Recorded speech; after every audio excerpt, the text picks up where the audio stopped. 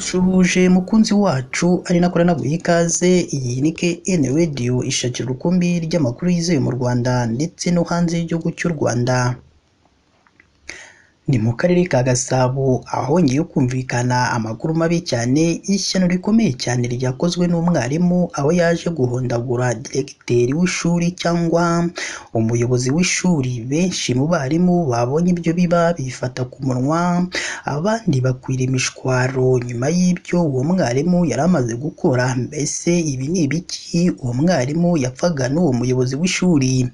Mbese ni iki abagiye batandukanye baba batangaje, inzego z'ubuyobozi, abaturage ndetse n'abandi baba batangaje nyuma y'uko ishyano rikomeye cyane ryumvikanye mu mujyi wa Kigali i Gasabo?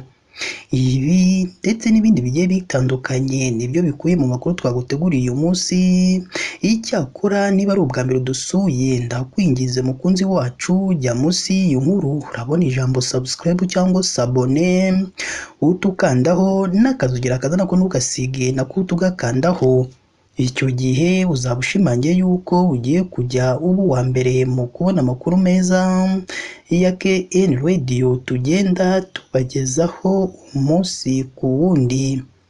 Reka twitse gatoya ubundi tuze tubavira iyi muzi n'umuzingo iby'aya makuru akomeje kugarukwaho na benshi hirya no hino mu gihugu cy'u Rwanda, yumvikanye i Gasabo mu mujyi wa Kigali. Reka nongere mbahe ikaze bakunzi ba KN Radio, aho tubagezaho amakuru aba arimo aragenda avugirwa mu gihugu cy'u Rwanda ndetse no hanze y'u Rwanda.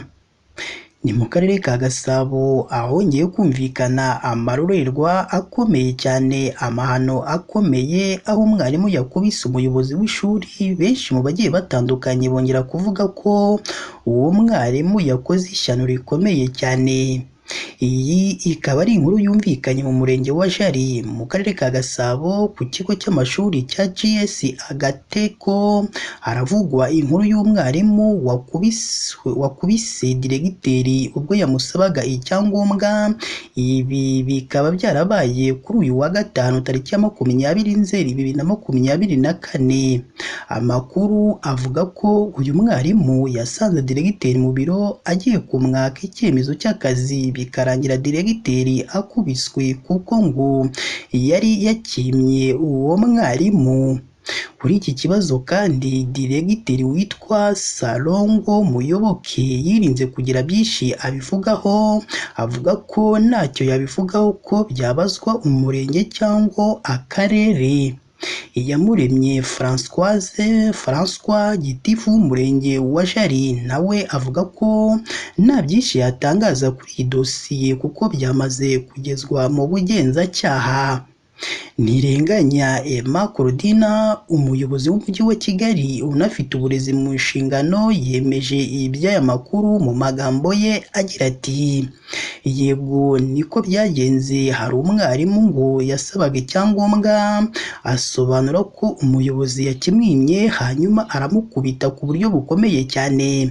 Ntirenganya Emma Claudina, umuvugizi w'umujyi wa Kigali unafite uburezi mu nshingano, yakomeje avuga ko dosiye y'uyu mwarimu iri mu rwego rw'ubugenzacyaha RIB mu Rwanda, ari narwo rumufite kugeza ubu.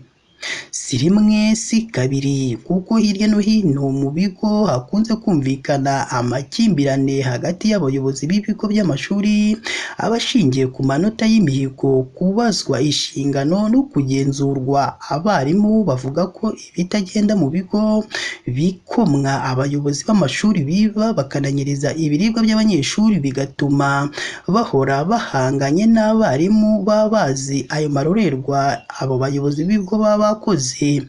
Gusa abagiye batandukanye bose bagarutse kuri uwo mwarimu wakoze ayo mahano nk'ayo, ko ibyo byo kwihanira bidakwiye, ahubwo yari kumurega ku nzego z'ubuyobozi zikaba arizo zimwihanira. Ubuyobozi mu nzego z'ibanze ndetse n'iz'umutekano zihora zikangurira abaturage ko uko biri kose badakwiye kwihanira, kandi ko umuntu wese uzihanira azafatwa akabihanirwa n'amategeko y'u Rwanda.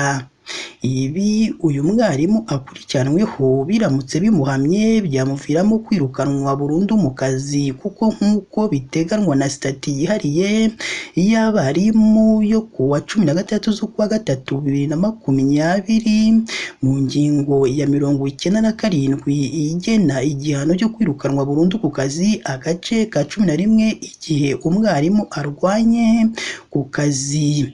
Iyi ni KN Radio, ishakira rukumbi ry'amakuru yizewe mu Rwanda ndetse no hanze y'u Rwanda.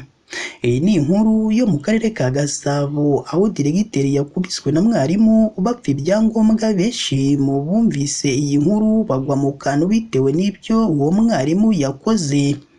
Ndagushimiye wowe twabanye muri aya makuru yacu y'uyu munsi.